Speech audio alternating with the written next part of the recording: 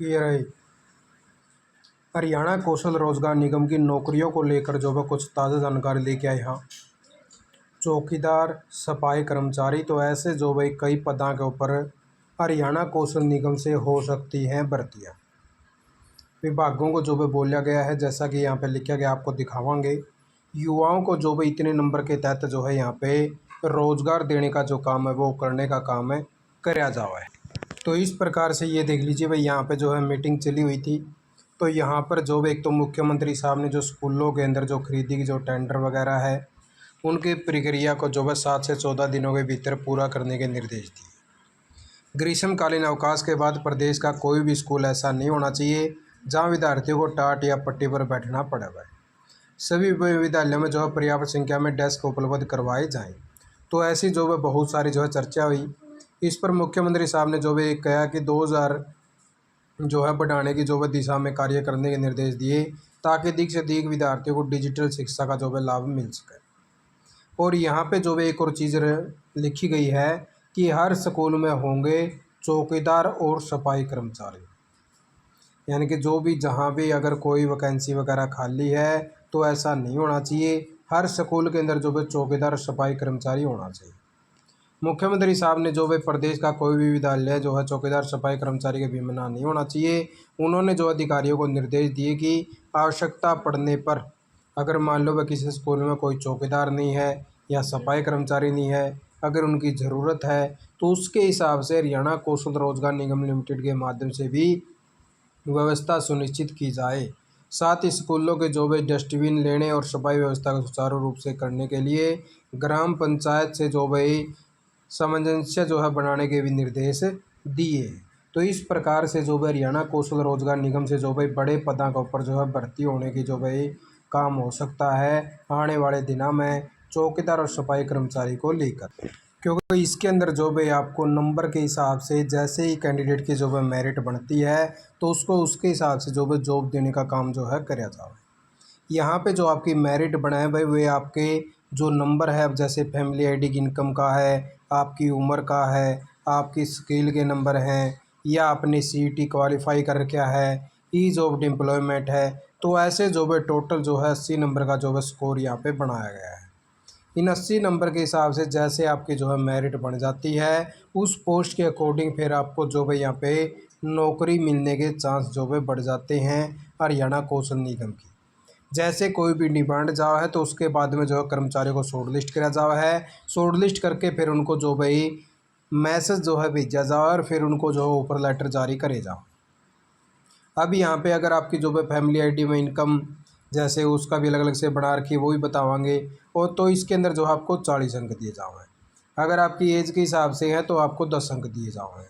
आपकी स्किल है भाई क्वालिफ़िकेशन वगैरह तो आपको 10 अंक दिए जाओ हैं। सीईटी क्वालिफाई है तो 10 अंक है।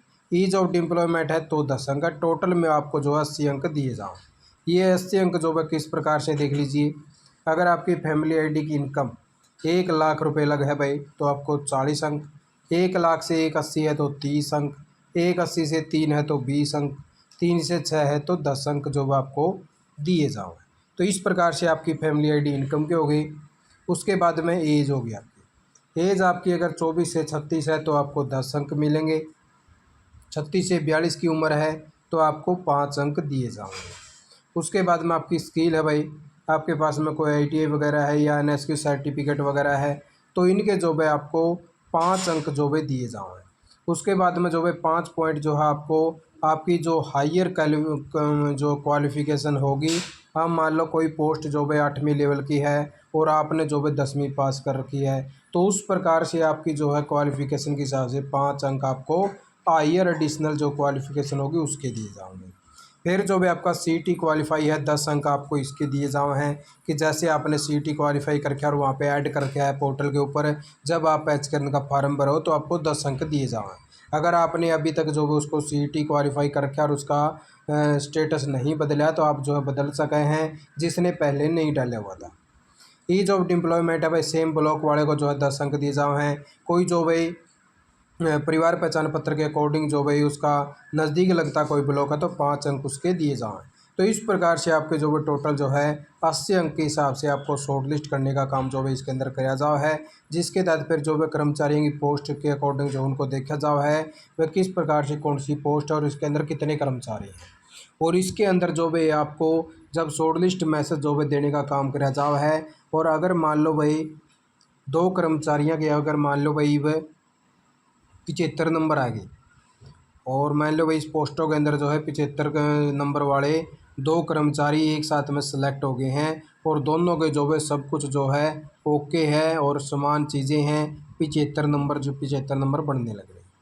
और इन दोनों को अगर शॉर्ट लिस्ट करना होगा तो इसके अंदर जो है अल्फ़ाबेट का भी इस्तेमाल किया जाओ है। अल्फ़ाबेट के इस्तेमाल के बाद में आपको जो है फिर शॉर्ट लिस्ट किया जाओ है। अल्फ़ाबेट की बता दें भाई आपको कि जिस प्रकार से आपका नाम है भाई, उस नाम के अकॉर्डिंग भी अगर आपको मैं पॉइंट दिखाना चाहूँ तो इस प्रकार से जो है जब आपका पीछे जो अमेंडमेंट हुआ था उस अमेंडमेंट के अंदर जो है पॉइंट जो है डालने का काम जो है किया गया था। यहाँ पे जो भी इस जैसे जो पॉइंट नंबर नोट जो 2 कर रखा है भाई, इन केस अगर 2 या 2 से ज़्यादा कैंडिडेट जो है सेम स्कोर आ जाता है तो उसमें जो है किस प्रकार से जो है प्रोसेस करा जाएगा। तो सबसे पहले तो जो भाई एज के हिसाब से जो है कैंडिडेट को जो है सिलेक्ट करा जाएगा भाई, जिसकी जो है हायर एज होगी उसको सबसे पहले परफॉर्मेंस जो है दी जाओगी। जब उनका जो है सेम स्कोर होगा, जैसे एज के हिसाब से जो है कैंडिडेट जैसे कंसीडर जो है करे जाए हैं और उनका जो है सेम जो है कैंडिडेट आ जाते हैं, 2 या 2 से अधिक आ जाते हैं, तो उस केस में सबसे पहले तो एज का आ गया भाई कि जिसकी सबसे ज़्यादा एज होगी उसको परफॉर्मेंस जो है दी जाओगी। एज भी अगर जो है मान लो उनकी सेम होगी तो उनको जो है मेरिट लिस्ट के हिसाब से जो है नेम इन इंग्लिश जो अल्फ़ाबेटिकल होगा वह ऑर्डर उसके हिसाब से जो है उनको शॉर्ट लिस्ट करने का काम जो है करा जाओ है। तो अलग अलग प्रकार से जो है इसके अंदर जो है यहाँ पे नोट पॉइंट 2 दे रखा था। जब ये 2023 के अंदर जो है अमेंडमेंट किया गया था उस पॉइंट के अकॉर्डिंग हम आपको जो है बताने लग रहे हैं। तो इस केस में भी जो है इस प्रकार से आपको जो है शॉर्ट लिस्ट करने का काम जो है करा जा सकता है। तो इस प्रकार से जो है आपकी जो है मेरिट लिस्ट चढ़ती है और मेरिट लिस्ट के हिसाब से आपको जो है फिर नौकरी जो है शॉर्ट लिस्ट करके मौका दिया जाए है कि कर्मचारियों को जो है इस प्रकार से लगाया जा सकता है, क्योंकि इसके अंदर आपका पेपर का सिस्टम नहीं है। पेपर वगैरह के लिए आपको HSC में जाना पड़ा है और ये जो है बिना पेपर के जो है आपको नौकरी दी जाओ है। तो इसलिए जो है ये अलग अलग से जो अमेंडमेंट वगैरह करके आपके लिए जो है रूल रेगुलेशन बनाए हुए हैं ताकि किसी भी कर्मचारी जो एलिजिबल है भाई उसके साथ में कोई अन्याय ना हो। तो इसलिए जो है सिस्टम जो है बना रखा है, तो आपको जो है अपने अकॉर्डिंग जो है देख लेना है।